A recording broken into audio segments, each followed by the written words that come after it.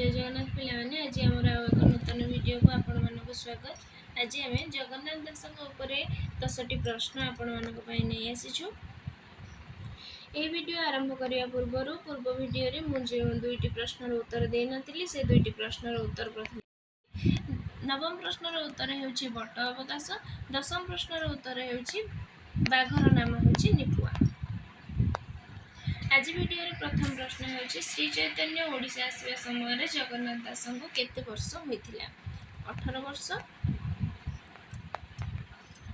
द्वितीय प्रश्न जगन्नाथ दास केउठारे जन्म ग्रहण करथिले?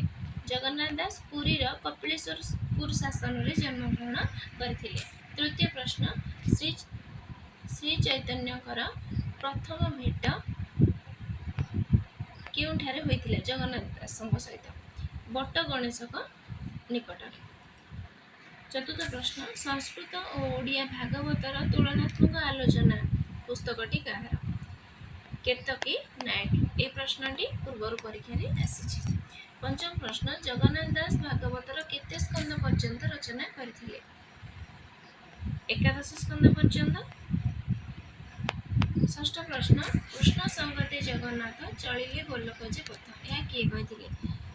यह महादेव दास कही जिते बेले 11 स्कंद पर्यंत जगन्नाथ दास लेखि देहत्याग करते से कहते जे 11 स्कंद श्रीकृष्ण देहत्याग करने समय जगन्नाथ दास भाव विफल होई से मध्य ए संसार रू माने विदाय नहीं जाइछन्ती से उद्देश्य रे एक कथाटी महादेव दास कहछन्ती।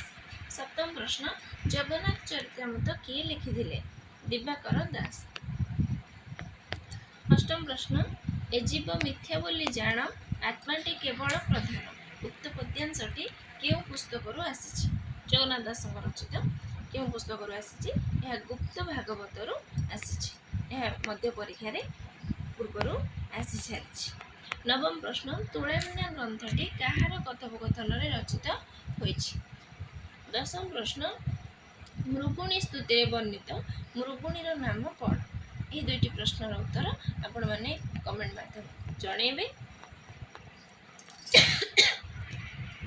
एपरि नूतन वीडियो पाइबा पई हम चैनल को सब्सक्राइब कर दियंतु, हम सहित जोड़ी हो रहिथांतु, आपण मानक सांग साथी सहित वीडियो को शेयर कर दियंतु। धन्यवाद।